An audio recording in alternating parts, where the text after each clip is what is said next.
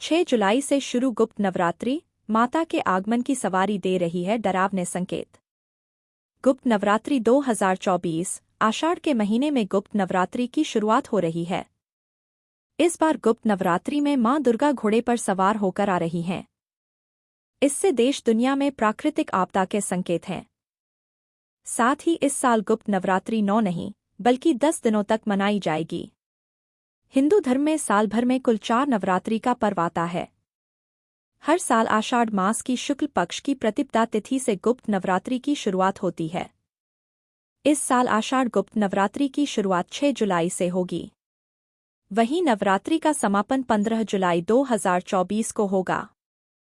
शास्त्रों में नवरात्रि के पर्व का विशेष महत्व बताया गया है। आषाढ़ गुप्त नवरात्रि में देवी मां दुर्गा की 10 महाविद्याओं की आराधना की जाती है। नवरात्रि के दौरान माता रानी पूरे 9 दिन के लिए धरती लोक पर अपने भक्तों को आशीर्वाद देने लिए आती हैं। हर बार माता की सवारी अलग होती है।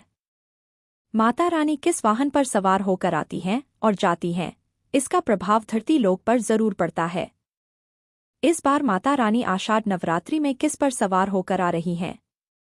नवरात्रि में मां दुर्गा की सवारी धार्मिक मान्यता के अनुसार जब भी नवरात्रि की शुरुआत शनिवार के दिन से होती है, तब मां घोड़े पर सवार होकर आती हैं।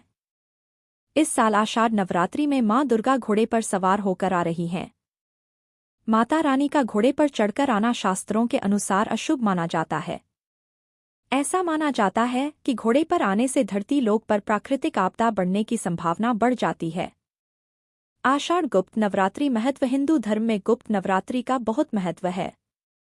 इस नवरात्रि में 10 महाविद्याओं की गुप्त तरीके से पूजा की जाती है। इस नवरात्रि में तंत्र साधना का भी महत्व है। इस दौरान 10 महाविद्याओं की साधना करने से घर में सुख शांति बनी रहती है और मन की हर मुराद पूरी होती है। ऐसा भी बताते हैं कि तांत्रिक अपनी सिद्धियां तंत्र मंत्र व यंत्र को इस नवरात्रि में जागृत करते हैं।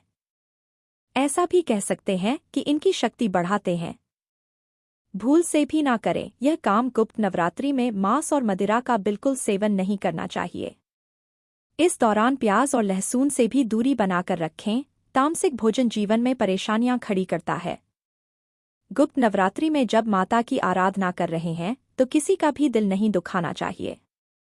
किसी को अपशब्द नहीं बोलने चाहिए। गुप्त नवरात्रि में इस बात का बहुत ध्यान रखें कि दिन में ना सोएं, क्योंकि ऐसा करने से देवी मां नाराज होती हैं।